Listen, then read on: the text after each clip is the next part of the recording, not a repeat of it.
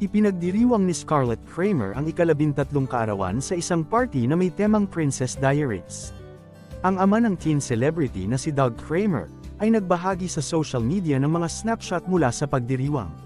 Sa isang hiwalay na post, isinulat ni Doug ang isang nakakabagbag damdaming birthday message para sa kanyang anak na babae. Happy birthday to our sweet, athletic, feisty but beautiful baby doll. Even at 13, thank you for always still hugging and kissing Papa. I love you so much sweetheart, sabi niya. Sa isang kamakailang vlog, ibinahagi ni Doug at ng kanyang asawang si Cheska Kramer na niregaluhan nila si Scarlett ng isang Rolex na relo para sa kanyang kaarawan. Ibinahagi din nila kung bakit pinili nilang bigyan ng marangyang relo ang kanilang anak.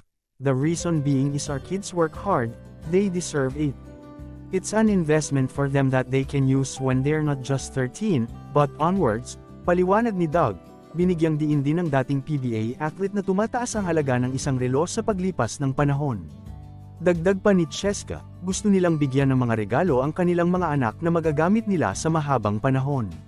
The reason why we give certain gifts, timeless ones, is because it is something that we want them to have it all throughout their lives.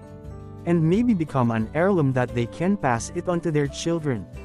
It's more than just that gift but it is deeper than that, pahayag ng aktres.